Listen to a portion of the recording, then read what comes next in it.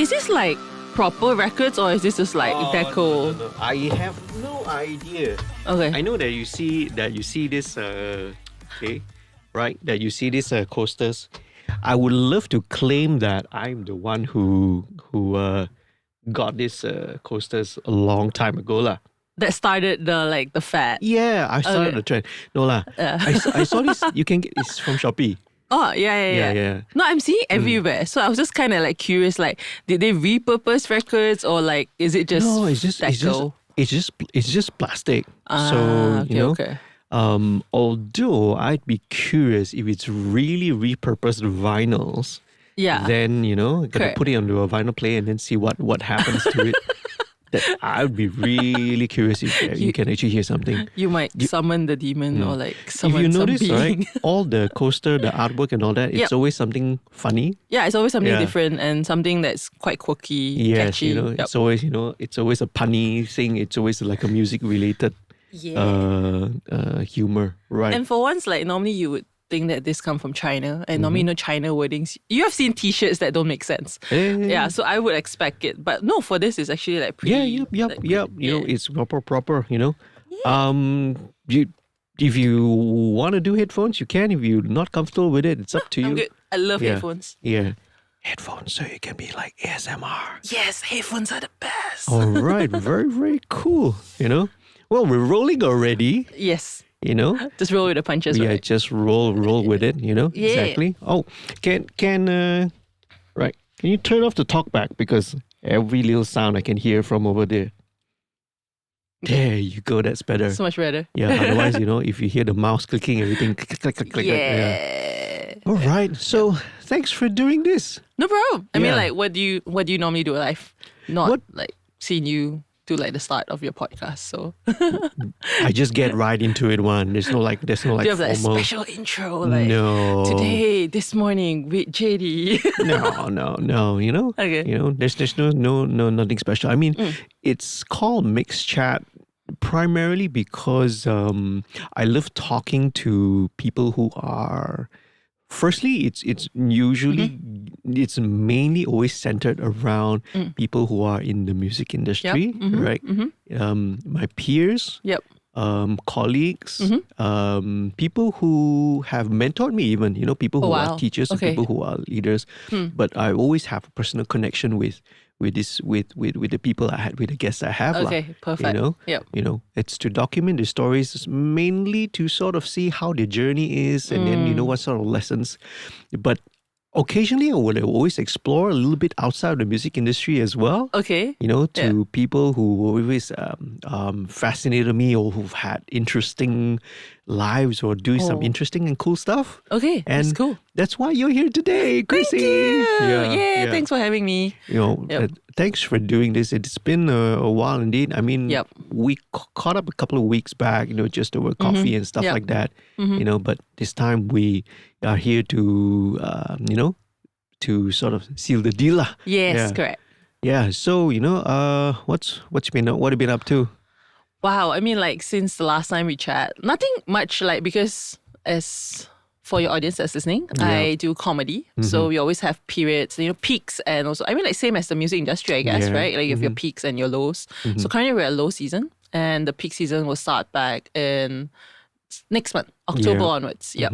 So normally we are busy like May onwards. So like May, June, July, August. No, August is the slow month because it's normally the month of the Hungry Ghost Festival. I think we had the conversation the last time. Oh, I can't remember. See, I'm getting old already. My memory short term is really, I can't remember what we talked about already. Curious question. Like for my end, like the comedy scene, we found that there's a drop in attendance during the Hungry Ghost Festival period. Like, what about like the music industry? Have you ever done shows like during the Hungry Ghost period and seen a drop in like attendance?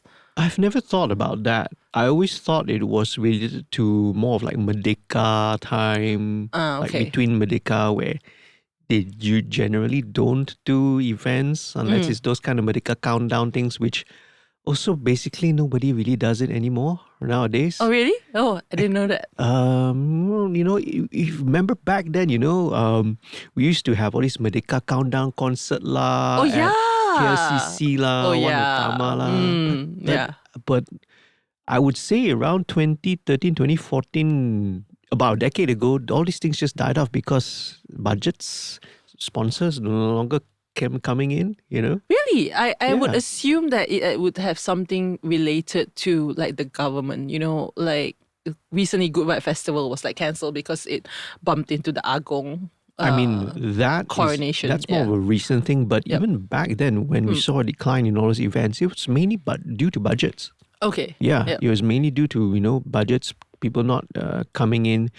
I mean, again, we could go really way back with with hits, and we can Yep. go to that story, Yep. right? Correct. Yep. Of where we actually first connected that way. Yes. But it used to be all those big brands, all the telcos. Yep. Then when that dried up, they stopped sponsoring all this kind of stuff. I feel it's quite sad though, because recently I was in Singapore for comedy show that we're having for Dr Jason Leong's show in Esplanade. Yeah. And obviously NDP is a big thing in Singapore, and Yeah. everyone's just out, and there were just like stages where people were just doing music and everything. All these were like free shows that people can just come and be a part of the whole NDP fiesta, right? But in Malaysia, you don't really see that being done, and that feels a bit sad. Well, but some of these things we should probably can discuss off the record, as to why. But 100% I agree with you. It is sad, I mean, in most other countries, these whatever occasions, right? These holidays that we observe, is always a reason for celebration. Yes. Yes. Yeah. And I just find it really baffling why, all our respective art forms, be it music, be it comedy, be it, dance or drama and theatre, why can't it be an expression of celebration as a tribute to whatever that occasion or, public holiday is lah, Yes, Why correct. can't Yep. it be that way? Why, is it seen that, it's all offensive or disrespectful or anything like that? Yes, Yeah, correct. yeah. And also, I feel that like it's quite a big difference if you see like just a bit of an insight, right? We have really started planning for 2025 shows. And for Singapore, we really need to start making bookings for venues because next year is Singapore's Big 60, if I'm not mistaken. And a lot of people are putting on, patriotic kind of, or like, anything related to the independence of Singapore shows, right? Type of shows. And the venues are getting filled, like as of now, is where we're speaking right now, right? So we need to start looking at venues ready for Singapore. So you see, that is such a huge market because people want to watch all this kind of thing. And if people are putting on shows, right? That means there's a market for it. So I feel like in Malaysia, we should cultivate something like that as well. We should. But for many reasons which I also don't understand. Is it because we are trying to cater or to try to pacify certain segments of our of our society, or is it a political thing? Is it a cultural thing? Is it a societal thing? It baffles me lah. Yeah, it baffles me that. But that's the reason why. Acts tend to skip Malaysia. Yes, Yeah, and I for feel all these it's very reasons. sad. I mean, even as for the local scene, I mean, yourself, myself, right? For the local scene, I feel like art is something that connects people. And Yeah. that is something that resonates with me. And I've been in this for like the last, 15 years now coming to. And I feel like art really connects people because you just see a room filled with everyone from different backgrounds, different races, different religions, just coming together and just having a good time, And I don't see why people would see art as offensive. Wow, we could go down a whole rabbit hole of why, Yeah. I mean, even this was actually something that my school teachers taught me. Back then, maybe the teachers were a little bit more open-minded. Yeah. We were more liberal, lah. What was it? I think in Form 6 they have something called pengajian amrai or something like that. Okay. It's like civil studies, lah. Yep. Yeah. So we had these kind of discussions even back in school in a sekolah kebangsaan. Okay. I don't know about now lah. Yeah. Maybe the way that's But my being taught, time, we you did know. have pengajian or like special. No, pengajian night is arms. only Form 6. I went Form 6. Okay. I Cool. damaged my brain in Form 6. I was like, I did have that. Yeah, correct. Yeah, Oh. yeah. So even these things we had, these kind of discussions where, these kind of things are things that celebrate, things that unite people Yeah. together. So why not? If Yes. since Malaysia is a multicultural, multiracial country, even more important, that efforts or things to enhance the perpaduan. Yes, right? correct. Definitely. Is even more better, and art, music, comedy, and all this is one great way. It's a very powerful. I would argue it's one of the, besides sports, it's Yep. the one of the most powerful mediums that can achieve that goal. Yes, Yeah. correct. I completely agree. And that's why I think based on what you say, which is it's such a powerful medium, that is what motivates me to just keep on going, despite, as you know, there's a lot of political things behind play, and obviously, the whole ballpark of that I can go down of my shows being shut down and things like that, right? But Yes, I feel like it really motivates me because the joy that it brings, to just see a room filled of people from different backgrounds, different races, different religions, just coming together and just having a good time, and laughing at the same thing. And that's one of the things that I really push me forward. And like, I want to continue doing this, despite all the setbacks that we face, right? Yeah, that's one of the things that really motivates me. Yeah, I mean, there is always that that narrative, the trope that like arts or creative arts, quote unquote fosters critical thinking and rebelliousness and liberal thinking and sort of that, and that generally it's a so-called threat, again, quote unquote threat to powers at Bila. Yep. If you have a society, if you have a citizenship that is, if you can tell them what to do, they're taught how to think, they're taught how to act. You must act and behave in a certain way. You must think in a certain way. That's better. You can control the people that way. Sounds like communism there. Oh, I mean, it can be. You can call it whatever you want. Correct. Nowadays, even if you want to look at how some of the other, even the so-called Western democracies, the way that they're acting, the way that they're, imposing censorship and, trying to downplay or, take away like free speech and all those kind of things. Oh boy, there's a lot that you can unpack there. Yeah, definitely. It's not a rabbit hole that we shall not go down to, right? I know there are ways. It's I'm too dumb for all those kind of things. I just make music. I guess it's interesting what you said, which is you say about like liberal thinking and all these things that people are so worried about. But I feel like if you look at it on the flip side, it actually can help to actually educate people as well through like your traditions, your culture, right? It can also be used as a medium of teaching, right? Because nowadays kids are like, they don't want to learn it the traditional way anymore. They don't like traditions and, all this. Yeah, it's not textbook. Yeah, it's not that, right? But I'll give you a good example. Like, I don't know if you heard of this like EDM, like dubstep monk that he plays like sutras, like EDM wise. Okay. I mean, that's really cool. I mean, religion aside, okay, let's not go there. But it's just really cool, like, because the newer generations are not so interested about religion. I mean, I work with a lot of Gen Zs and like Gen Alphas, right? And they really don't give, any thought about religion or like race and like traditions anymore. It's like, it's a very new world now, a world where it's TikTok based, You have kids, so I guess you kind of know that era as well, right? So I feel like by using different forms of art to actually promote it, will actually help us to educate like the newer generations on like traditions and other things, forms. Absolutely. I mean, these art forms are should not always be seen as being subversive. Yep, Yeah, that's the yep, word, yep. subversive. Correct, You know, yep. these are not necessarily subversive art forms. Yep. Right, you know, it can always be molded. It can always be applied in always very, very positive ways. Yep, in very, correct. very empowering ways as correct. well. Yep. You know, and you know, we should. No, I just wish that, you know, we should have a much more open mind to see things. You know, not everything is being black and white, binary, good or bad.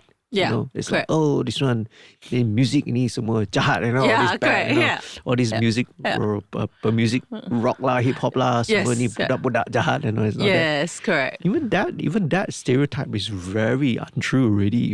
Yes. Even in my generation, it's very untrue. Correct. Yeah, a lot of musicians that I know are really well-spoken, well-educated people. Yes. Hold really good jobs, Yes. you know? Yeah, and very smart, very intelligent people. It's not your stereotypical, this dropout kid who dropped out in school, you know, torn jeans, long hair and all that. That's just a dumb and old and invalid stereotype, man. Yeah, to add on to that as well, you know, like it's how that, I don't know about you, but in my very traditional family, doing art means you are dumb.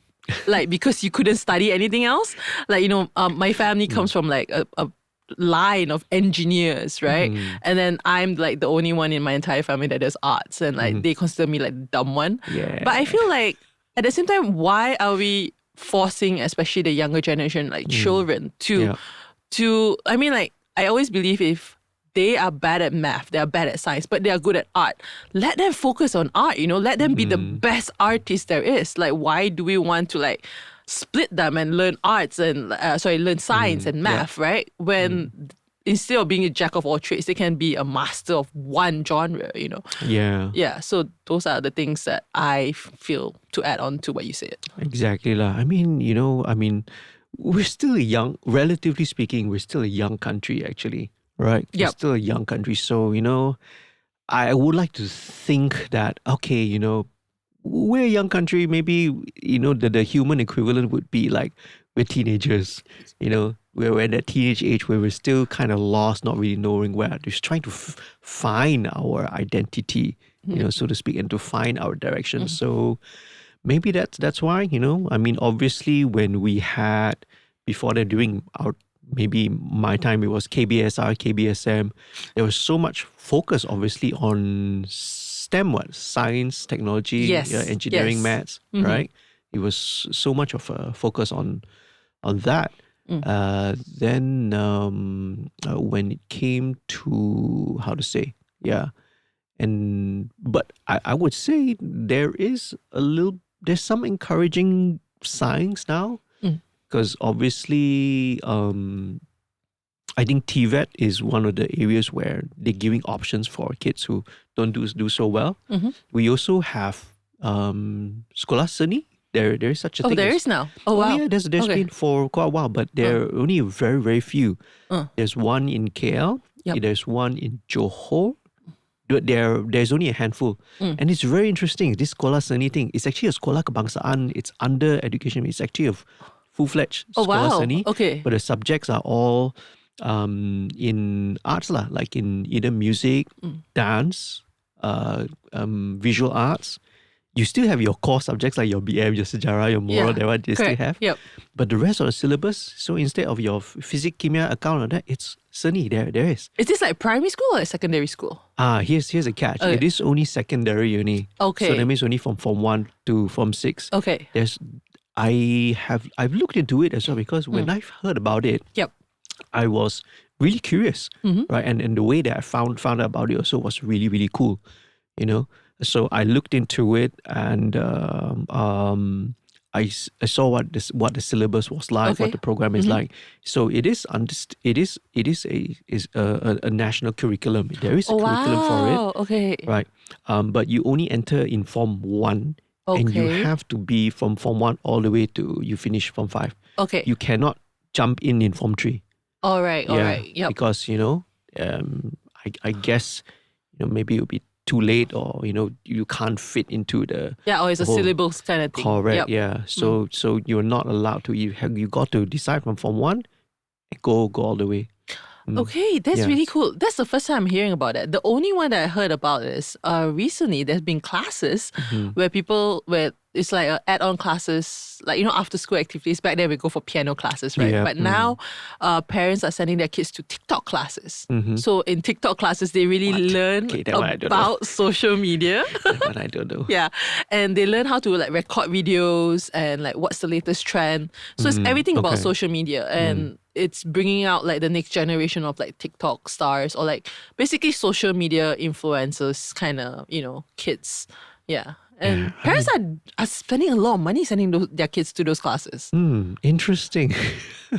Yeah, I honestly, I can tell you, I can't wrap my head around that sort of thing. The thing is, when I asked my son, Yep. my 8-year-old son, Yep. right? I think even 2 years ago when he was 6 and 7 and 8 or Yep. so, I asked him what he wanted to be. His answer was, I want to be a YouTuber. There you go. Now you can send him to that class. You know that class exists now. Well, I don't know. I'm very reluctant, to say personally, I would be kind of reluctant to do that because I just think that I think maybe kids are smart enough to figure that out Yep. themselves. Okay. So let them figure it out lah. So Yeah. has he started his YouTube channel? I started one for him. Oh, great. Or actually, All right. I kind of share. It's a share lah. But I've uploaded some of his own content lah. Oh, nice. Yeah. Mm. My friends are doing that for their children also. Like, I guess, social media is not something you can keep your child away from. Yeah. With the, everything that's going on. So Correct. Yep. my friend, she started a TikTok and YouTube channel for Yeah. her daughter, and her daughter just loves reviewing toys. And I guess it's really something that, we should really look into if, your kid can be the one that's going to support you in the future. I mean, look at like how many channels I do love like watching videos of unboxing of toys and like testing of toys. Just because, I think I've reached an age of adulthood where I feel like buying toys is a waste of money, but I'm still very interested in them. So I love watching these videos. And there's this few kids that actually do this kind of videos and they earn so much money. Like they are now supporting the entire family. Their parents are not working anymore. They're just managing their child. I mean, cool. I mean, and more power to them. But Yep. I would let it grow organically. I just want it. If my kid were to do something like that, it would be something that he would do it because he loves to do it. Yes, that's correct. all. Yeah. Yeah. I'm not into it for the monetary reasons or anything like that, or trying to capitalize. I'm not that sort of parent that's gonna, I can see, my child is my cash cow, so I can start my investment in that. I guess another way to see it is not really about the money, but like you say, right? You do something for the passion. Yeah. Right? I think a lot of us that do arts always did it for the passion, and we did it for the passion for a very long period of time before we actually see money coming in. Yeah, so it's the same thing and also I think because your child at his age, he's still trying to find himself and like what he likes. So it's really good that you're encouraging him, sure, different mediums. And then when he finally, like, let's say if he tells you like, I want to go like full-time YouTuber, then, by all means, I guess you're going to support him, right? Yeah, again, when a child's still going to find their way, Yep. Heck, I mean, I think we don't really know our way until we're like a good into our mid-20s. Then you really, really know what you want. For me, it was like early 30s.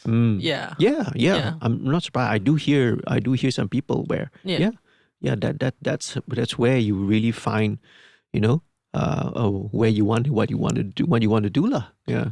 And I think it's also like, it's never a definite point of like, yes, this is what I want to do. I don't know about you, but like for me, it's like till today, it's never a definite point. I guess it's because I really enjoy a lot of different things, and I'm still like kind of like not sure, like, is this what I want to do for the rest of my life, right? Very That's cool. why I look up to people like you, because like you've been doing this for like what, 20 years now, 30 now? Well, yeah. Yeah. 20, about 20 plus, yeah. Yeah. So I really admire people that can like just persevere in like one thing for like. Well, because I can't do the guys can't do anything else worse for shizzle, That's the truth. I can share a personal story of that later.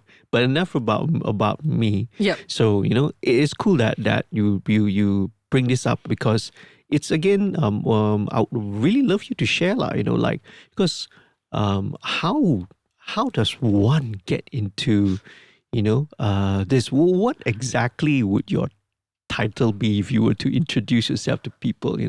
You're a manager? Yes. Company? Yeah. So basically, as of this year, like 2024, I started my own company. So now I sort of an agency where like I manage the majority of comedians across Malaysia, Singapore, Hong Kong, Indonesia, and so Philippines. So And some say Batam as well. we need to pay for that. Oh, yes. They're a copywriter, that phrase. Yeah. So that's what I do. I manage comedians, and it's really funny because, like you say, I never thought that I'll end up here. What I did was I attended lots of comedy shows. Back then, when just around the corner from here, you have Crack House. Correct. Yeah. Yeah, I love Crack House. Yeah, you invited me to one of the nights. I went. Yeah. It was really, really cool. Super fun. Yeah, and as you know, right, the energy is just crazy. It's really good energy in that room. Yes. And I slowly, from being an attendee, then, everyone was just like, come, let's try stand-up comedy. Why don't you try stand-up comedy? And I was like, all right. And then you see all these people going up there and just killing it. And a little voice inside your brain just goes like, how hard can it be? Oh, you're so wrong. Okay, you're so wrong. until you bomb.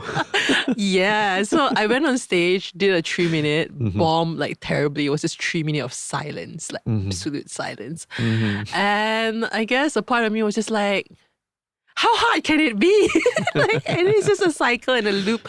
And I just kept trying, and I had an amazing time. I even performed in Australia, perform in Hong Kong, and it was just amazing. Like the rooms were amazing. And you would think that all right, for comedy, you write a good set, a good joke, right? And you would think that this joke is gonna just sail or make everyone laugh. But no, different audiences would be different. Like the Malaysian audience is different from the Australian audience, from the Hong Kong audience. So I remember writing this, curating this perfect comedy set, right? As a preparation for me to go to Australia and to perform this set. And I performed the set and I bombed. No one laughed. And this set was actually the hit over here. But in Australia, it was just I guess, different language, how they use the language, and also background, context, all was different. Exactly. Yeah, so I bombed quite bad in Australia. And ouch. It just taught me, to just keep on going and pursuing. And then while I was doing that, I noticed there was to answer your question, there was a gap, which is that each comedian was managing themselves. And when you don't have a representative, I mean, for yourself, I don't know, how soon did you start having someone to represent you guys? But as a comedian, when you deal with clients, you need to play good cop and bad cop. And it's very difficult as a celebrity because, you have to always be the good cop instead of, playing both sides. It's very difficult in that sense. Correct. So I was like, hey, you know what? How about I start managing? And, kudos to Dr. Jason Leong. He was my first talent that believed in me and then got me on to manage him. And I started dealing for him. And obviously, it was a big learning curve. Wow. Bad cop is a very hard role to play, especially when it comes to people asking about rates, at the very start, it'd be rates, oh, can we negotiate on the rate? Can we get a lower rate? Things like that. And a lot of things, especially for a good performance, you yourself know, right? You need your lightings, your sound. And a lot of people were like, but we're doing it in just a restaurant. We don't have these lights, we don't have that sound, And you go there and you perform and the entire space is not ideal, especially for stand-up comedy.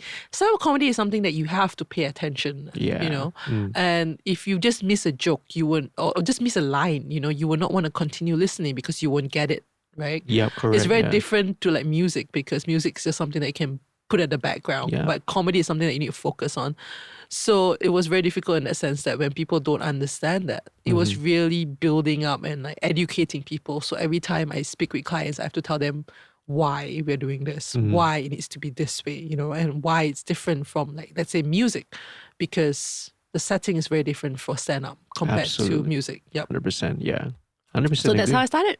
Yeah, I mean, really, really interesting. Super cool because going back. I mean, first I knew you first from way back in Yep. hits the time. Yeah.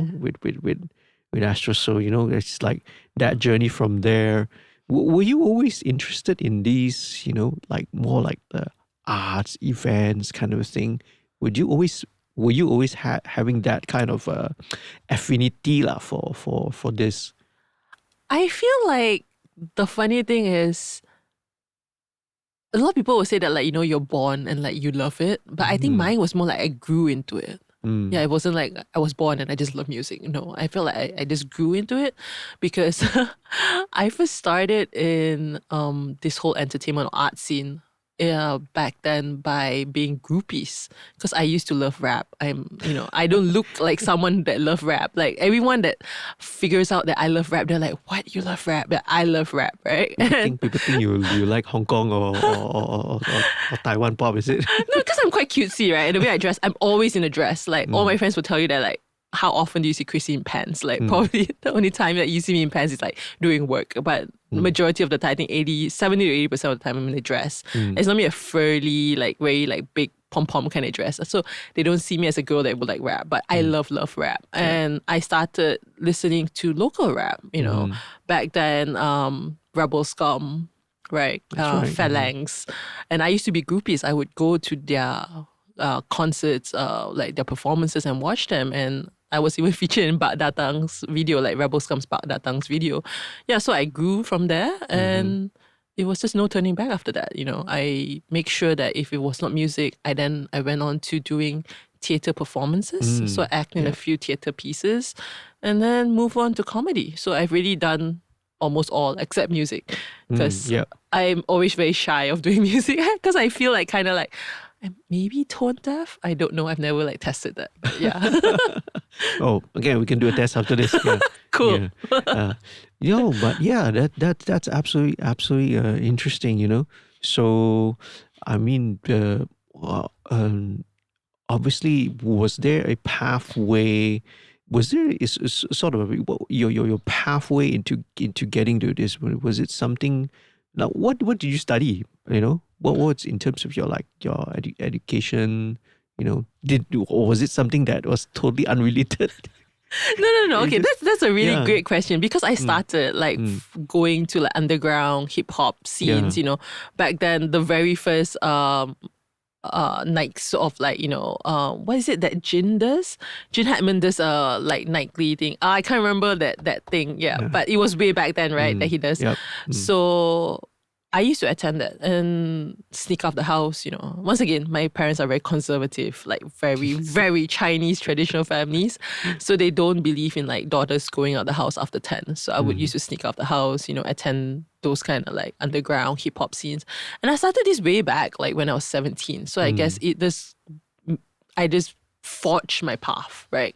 And I just knew that I didn't want to do either arts or I didn't want to do either science or math because my parents were very big in that. Because like I said, my entire family, I come from a line of engineers, and they wanted me to be either an engineer or doctor or accountant. The very least was an accountant, And I'm like, I'm going to make someone bankrupt if I became an accountant. I'm terrible at math, right? And yeah, so that's why I guess that sealed my fate when I went to decide on like what I'm going to take after high school. I was like, okay, I'm going to do mass communications. Right. Because that was one of the genres that was a bit more vast, like it wasn't really specified, right? Yeah. And I could do a lot of things in mass comm. So that's how I actually ended up like after mass comm and then Astro where we met. Yeah. Correct. Yeah. I guess back then that was kind of, you didn't have that as many wide options lah, right?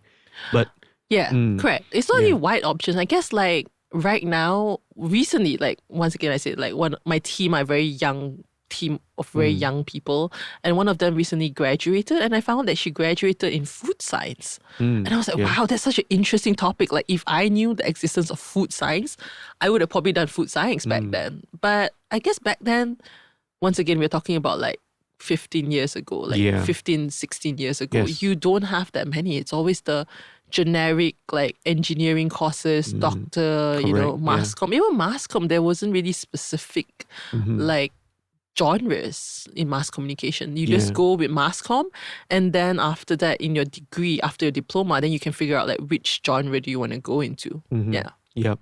Now I think again, which is a good thing. There are more options now. Yep. There's even I think degree and even masters in like theater performance, Yes. performance management, Yes. and sort of things. So I'm actually glad lah, because we definitely do need, people who have that the management background, the arts management background. Yep. Yeah, if I'm not mistaken, even I think KL Pack or is it? I mean, they're under YTL, right? Yep. They even do some kind of an arts management mentorship or internship program or something like that. Yep. So people, students can go in, arts practitioners. I think they open it even for older people as well to go in to learn how to manage these sort of things. Yep. Manage the events. Yeah. Free labor. Yeah, and I think that's really important, because I don't know about this generation, but my generation, I am one of the very few in a class of like 300 packs that is still in media. Like I would say only 10% of us are still in like media, or arts. A majority of them actually came out because I guess a lot of people, my generation, went into media thinking that they're going to be a celebrity. Right. And then like, as you know, being a celebrity is not as easy as I'm going to be a celebrity, right? There's a lot of work involved and there's a lot of sacrifices involved. Yeah. Yeah. Yeah. And a lot of factors that's beyond your, outside your control. Yeah. Correct. So I guess a lot of people went in there thinking that I'm going to be a celebrity, and then they realized that, actually, like majority of the work in media is like behind the scenes, like what I'm doing right now, and like for yourself as well, mixing things. So yeah, a lot of them just end up starting selling insurance, selling property, because their idea was they were looking more towards the monetary form. The glamour. Yes, correct. Yeah. Yeah. It's the same actually. It's the same also in music and audio. Same thing as well.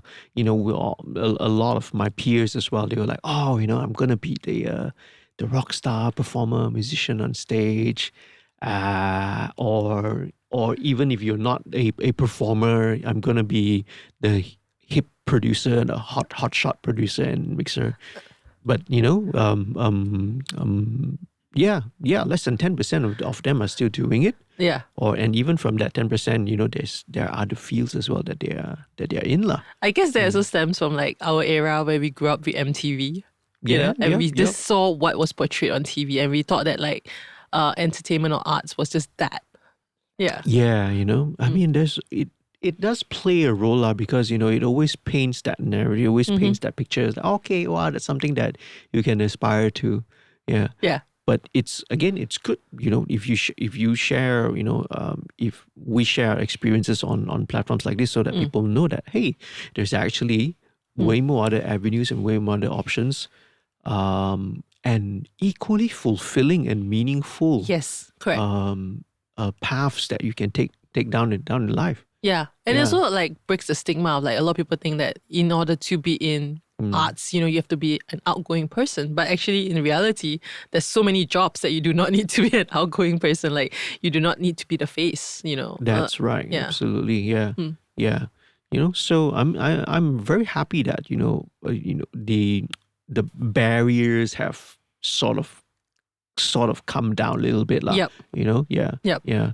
And one thing I'm also one sort of observation is that even in music as well, some of the best like managers and organizers, Yep. A lot of them are women. Yes. Yes. Especially for myself, for my band. Yep. Right. You remember our manager? If you remember Yanis, do you remember? Of course. Yes. She was one of she's one of the best, and to date, she's been incredible. I've learned a lot from her, and the way that she handled and management. Yeah. Basically, is exactly what you said. You Yes. had the good cop, bad cop. You need someone to be that bad cop. Yes, correct. You need that person. The manager needs to play that role to be the fall Yes. person. Correct. Yeah. Yep. because simply the artist can't afford to do that. Yes. Yeah. Correct.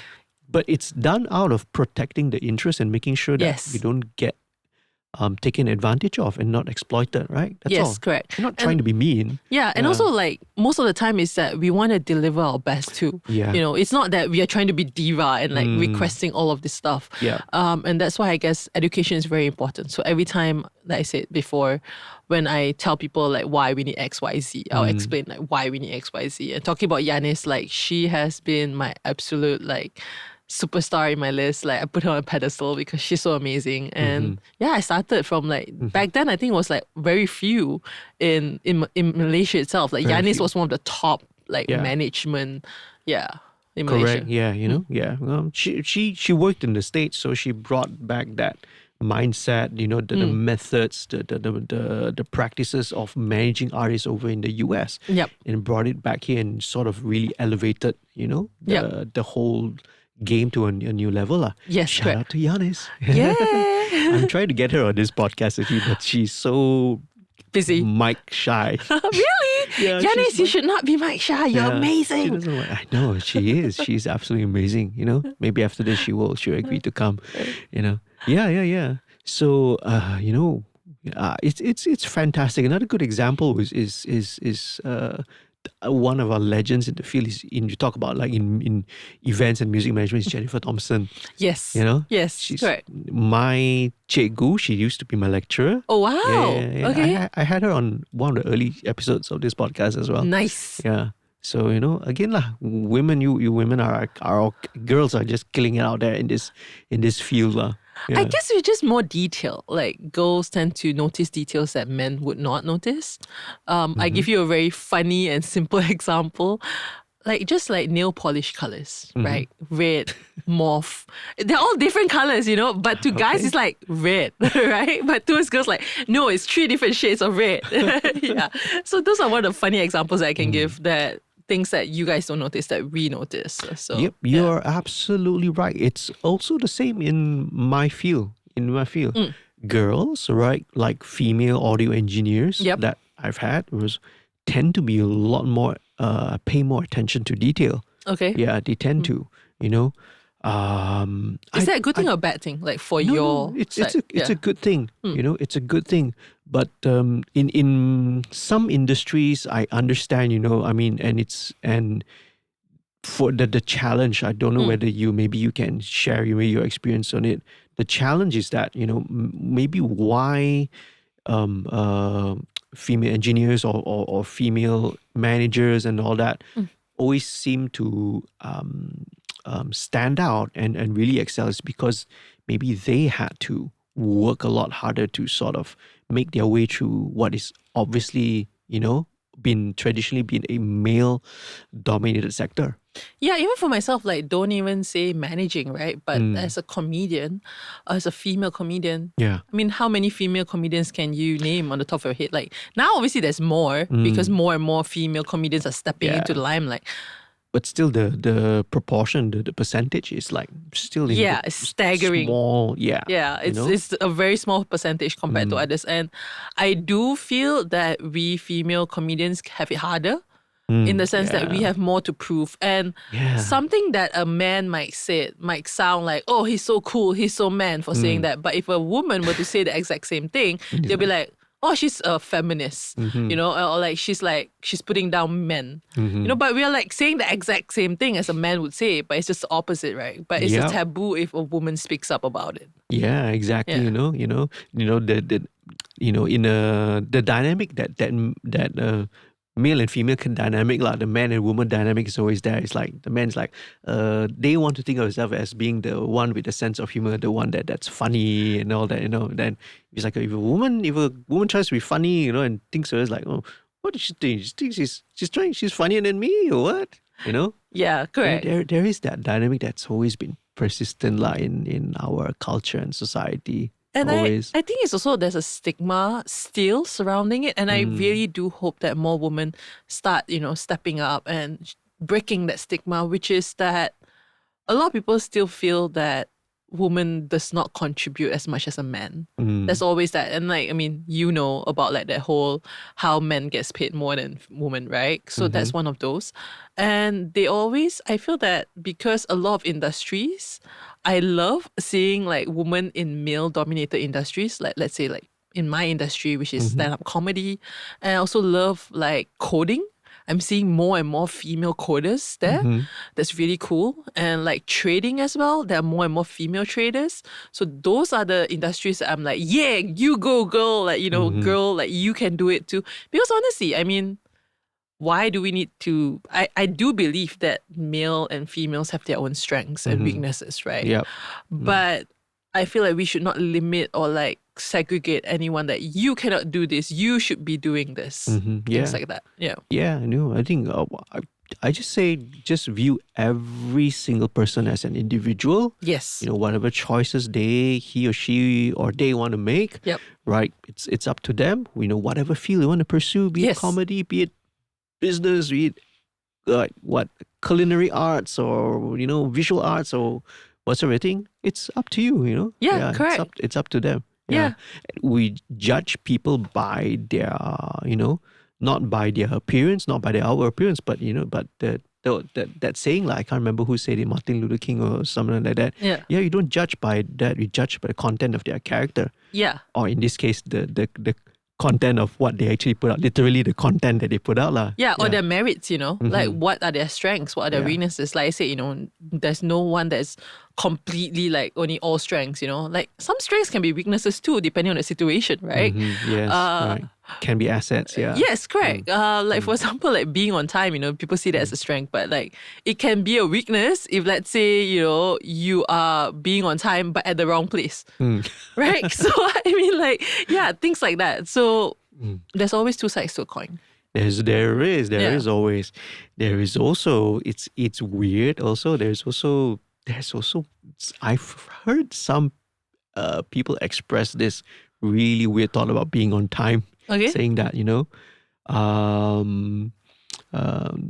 because like being on time is, let me rephrase this. Let me sort of outline this first. Okay. It actually it stems from this saying in production lah. Okay. Like in production, they say like, the saying is, if you're on time, you are late. Ah, okay. Yeah. So that's in production. In music, in events, like if you are on time for a sound check, means you are late. Correct. Because saying that actually means you should be here half an hour early or something like that. Correct. Yep. But now there's an opposing thought that says that being on time is it's toxic.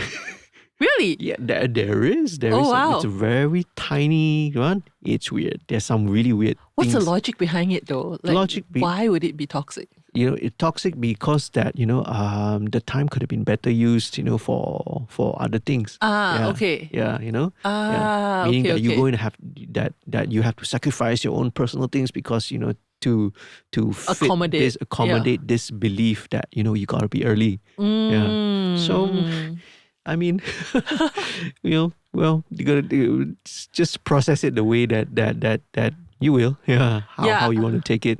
I guess we can never stop, especially with the influence of social media now.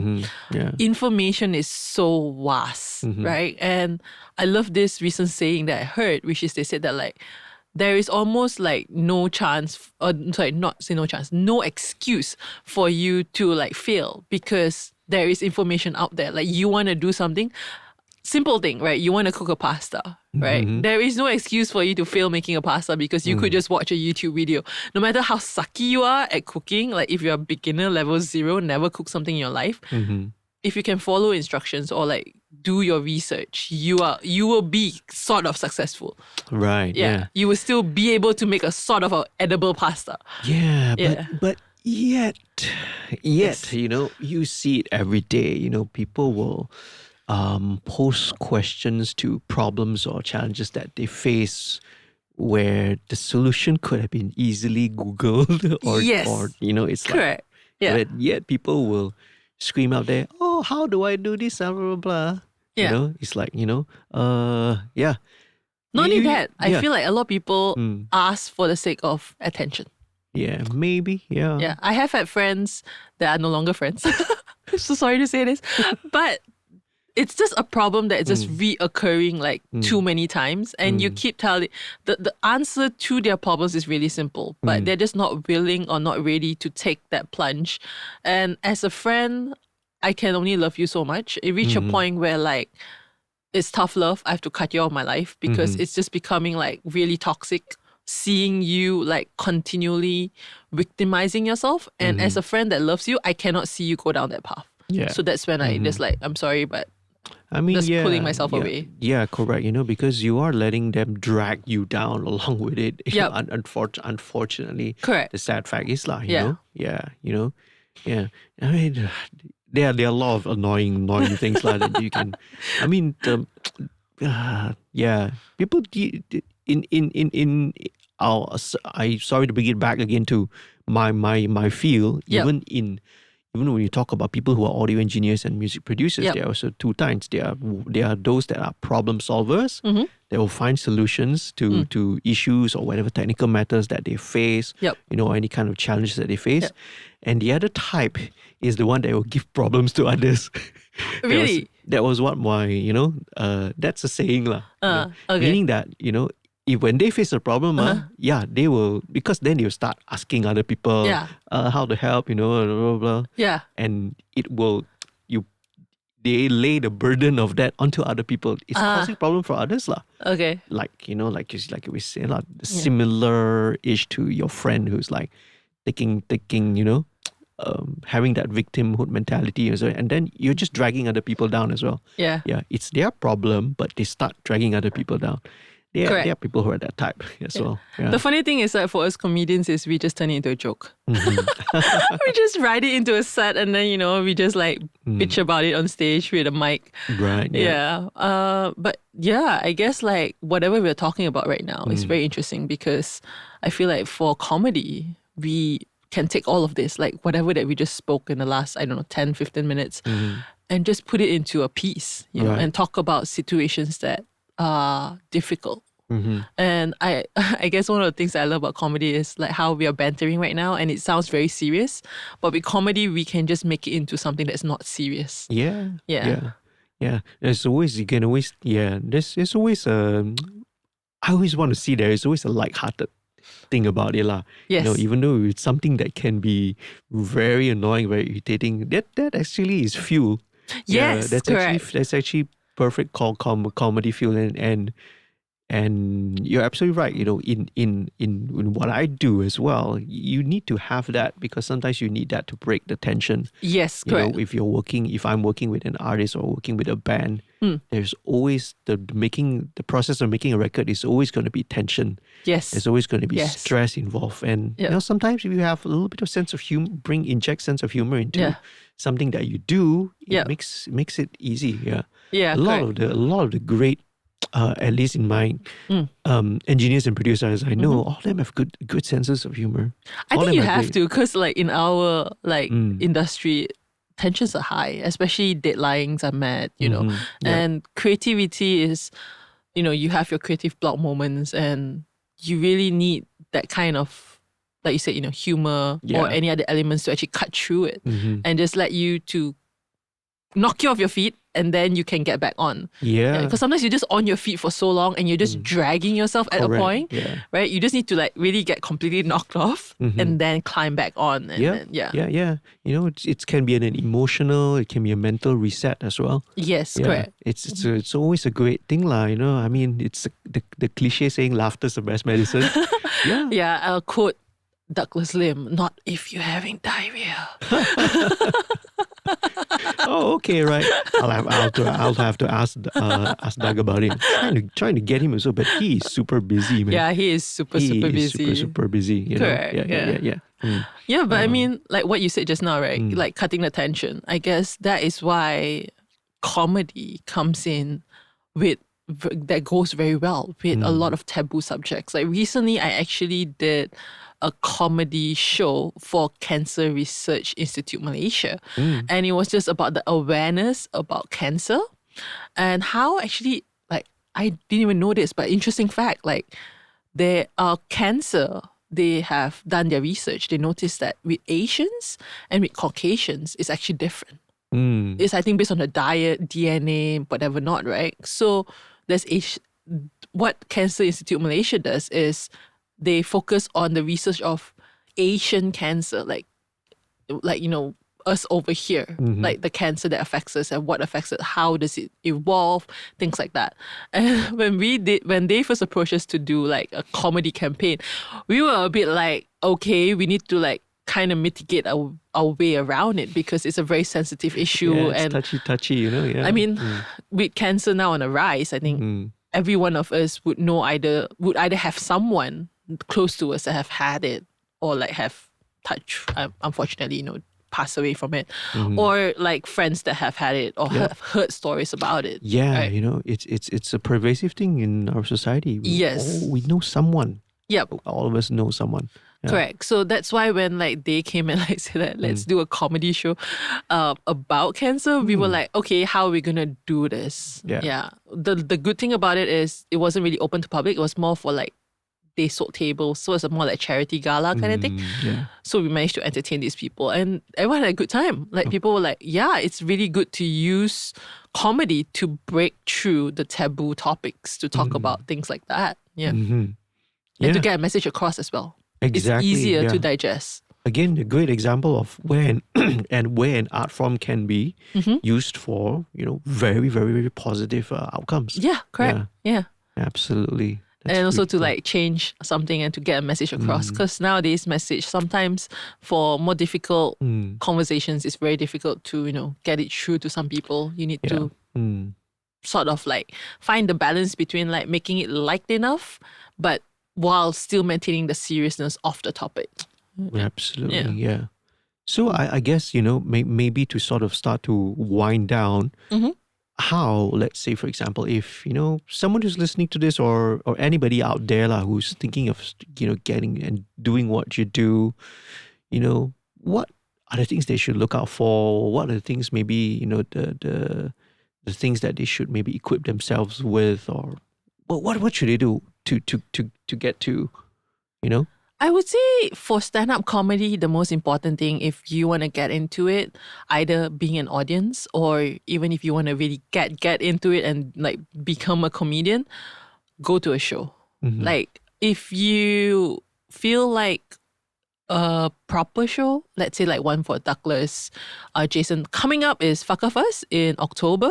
End of this month, actually in September, I'm actually having two very big Hong Kong comedians that are doing Cantonese comedy coming down. It'll be at PGLA. Tickets are on Cloudjoy. So if you think that those shows are a bit too pricey for you, then you can go to like open mic nights. So like one of the places that you can just look up on Instagram is Just Jokes. That's JUST Jokes. So you can check them out. They always have those pop-up kind of smaller shows that you can watch. And yeah, get into it first. Is that a place or is it a website or a social media account? They are sort of like an organization that organize a lot of open mics, and they do it in a style where they pop-up comedy shows. Yeah. So it's very small audiences. Normally we're looking at maybe 50 to 80 at max, never more than 100 a room, smaller rooms. So it won't feel so intimidating for people that just start to just watch the comedy. And the good thing about what Just Jokes is doing, which is like open mic nights, is you get a few comedians. Because once again, humor, like music, is very different from everyone. Some people enjoy, R&B, some people enjoy rap, right? So like with humor as well, they have different genres, some people enjoy political humor, right? And those you will see like Dr. Jason Leong. Some people enjoy more like sensual, sexual relationships kind of comedy. And that's where people like Joanne comes in, right? And some people just enjoy a slice of life. You will look at like Rizal, Van Gazel, you look like Kavin J, Jen Han. Those are slice of life kind of comedy. Right, yeah. So it's very different from everyone. So go to open mic night, then you get to have like maybe at the very least, they will always have about 4 comedians. Right. So you get like 4 different genres. It's a nice buffet spread. Yes, correct. And then you can like figure out like, oh, I like this, I don't like this. And then follow up, next one, And if you go and watch one of the smaller shows and you're like, hey, I really want to watch an hour, like a proper performance. Yeah. Then by all means come, if you know Cantonese, come to my show end of this month with the 2 huge Hong Kong acts from Hong Kong that's coming. If not, then I'll catch you at Whakafa show next month in October. Yeah. When are those dates again? It's end of the month. It's on the 29th, if I'm not mistaken, for the Hong Kong Festival show, 29th September. And then Whakafa is also end of the month on the I think it's both days is the 29th. Yeah, 29th September and 29th of October. Yeah, right, correct. I see. Very cool. I'll put all this info later down in the description. Yeah, can. Come too if you're free. I will. Okay, I'll check my schedule. Yes. Let me check my schedule. I'll call my manager. Okay. now got no excuse. I got no manager now. I self-manage already. Yeah. Everything. Yeah. And you don't have an excuse because it's down the road. Yeah. It's just at PGLA. Sorry, not PGLA. At PJ Pack. PJ Pack. Okay. Yeah. One Otama. Correct. Yeah. Exactly. It's 5 minutes away, JD. Literally 5 minutes away. Yeah. Very cool. I'll check it out. Sure. Right? Any last words then? Anything that you kind of, any other personal stuff maybe you want to plug besides the shows which you already did? I would think that the one thing that I would like to say, if there's anyone listening out there, especially if you are a female, we need more female comedians. Yeah. Hi, Mom. No matter what age you are, you can start. Yeah. Just honestly, I feel that comedy is something that is so easy to get into and to start. Honestly, you do not need much talent. If you have something to say and you feel that you can say it in a funny way, just, try comedy. And I really think that even for older people, it'll be a very good platform for them, especially those retirees and you have nothing to do at home. Just come on stage, have fun. And you never know, you can just talk to people. It's never too late. Yeah. Yeah. I like the point you brought up about, like older people and retirees. I think all of us in our families, there's always that one uncle or auntie who is really the funny character in our families, who always likes up the room with his jokes or quips and all that. But the funny thing is, I have had this conversation with multiple friends and they say that this family member are always the one that would just be comfortable in a family setting. They are not so comfortable to do it on stage in front of people that they don't know because a lot of internal jokes. Yes, yeah. I know, yeah. There is that leap in order for, that comedy, that humor to translate to other people that's outside of the family. Yes, correct. Yeah. I mean, my late grandpa and grandma, they were actually very funny people. Even though they appeared to be very, very strict and all that, actually had some really funny sense of humor as well. And the dark side of it is, unfortunately, it's after they had Alzheimer's. Oh no! No, more after dementia, then they started to become funny. Oh really? Maybe it's because they let down their guard. Of that. Yeah, they let down their guard. Their filter. Yeah. So it's like, hey, how come for a grandpa minute becomes so funny already? For a minute, I thought you wanted to say that after a few drinks, but then when you went there, I was like, wow. I don't know. Maybe it's because it basically it probably. I'm not a doctor, not a psychologist, right? Probably in that state, it remove whatever mental filters that they have. Then sometimes they make really, really funny off-quick remarks and jokes and observations. Yeah. The opposite works too. How kids say the darnest things. Oh, yeah. Yeah, because once again, they don't have that adult filter that we put on when we start growing up. Yeah. Yeah, so it's bittersweet. It's a bittersweet thing. Correct. Yeah. I mean, senior citizens, sometimes they say you go through a second childhood, especially when they're very, very old. Yes. Yeah. So maybe, yeah. And I feel that the older a person gets, especially if you are 60 and above, the more things you do and get yourself occupied, you actually stay healthy longer. Absolutely agree. Yeah, because 100%. you're using your cognitive functions, instead of just staying at home, sitting in front of TV 24/7. Yeah. That's already, I think it's a medically proven thing. Yes, correct. Yeah, if you keep the mind is also something that, you know, body we understand. You Yep, know? correct. Yeah. But the mind as well. Yep. If you let it go idle, Yes. then it just starts to degenerate. Yeah.